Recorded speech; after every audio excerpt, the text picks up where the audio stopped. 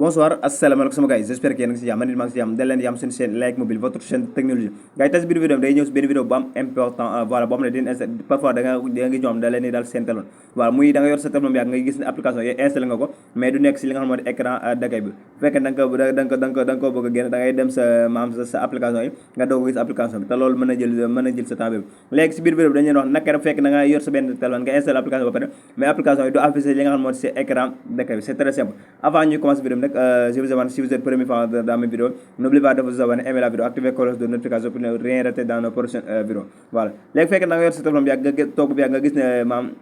voilà application installé nga ko mais du affiché si li nga xam ne si écran d'accueil c'est très simple léegi première chose que léegi njëkk a def voilà une fois da ngay dem sa paramètre léegi boo cliquer paramètre nga wàcc ba suuf da nga gis fu mu la defal système une fois boo demee système nga ñëw fu mu la réinitialiser le téléphone léegi nga bës réinitialiser et préférence léegi nga bës réinitialiser léegi une fois boo fi defee réinitialiser voilà léegi da ngay def retour nga dem sa nga redémarrer li nga xam ne moo di sa téléphone léegi boo redémarrer sa téléphone boo demee nga xool sa écran d'accueil bu fekkee ne ñëwul léegi dernière chose li ngay njëkk a def li ngay defaat mooy da ngay dem sa écran d'accueil bi nga def clic droit sa salab nga bës écran bi téye ko léegi da nga gis mu defal paramètre suuf léegi une fois boo sa paramètre nga xool fi mu defal masquer voilà masquer les applications léegi da nga gis application yi nga xam ne maam installé nga ko mais du affiché si li nga xam ne moo di sa téléphone voilà léegi nag bu fekkee ne da nga ko bëgg muy affiché sa écran d'accueil bi da ngay bës plus bi léegi foofu boo bësee plus bi léegi voilà nga xool application yi nga xam ne moom it maam installé nga ko bëgg mu nekk sa écran d'accueil bi voilà les premières fois Wave bi léegi boo bësee Wave nga def retour voilà boo defee retour boo génnee voilà léegi ñu ne xool sa écran da ba am Wave bi ma nga foo la nekku fa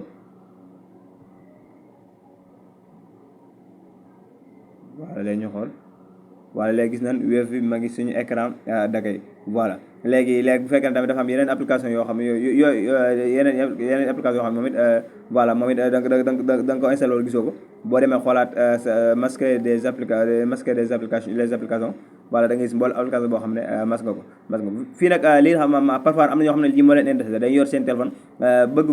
bëgg yor application yoo xam ne kenn du xam ba xam maam ñu ngi koy utiliser wala déet léegi bu fekkee ne da nga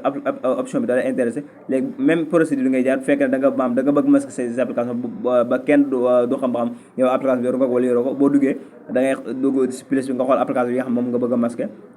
voilà léegi nga cliquer ko une fois boo ko cliquer rek boo génnee voilà dina nekk si partie bi voilà léegi sama gars yi léegi loolu rek moo doon vidéo bi ñu ngi jox dégg si beneen vidéo ak si beneen ak Like Mobile jaa ngeen def à la prochaine.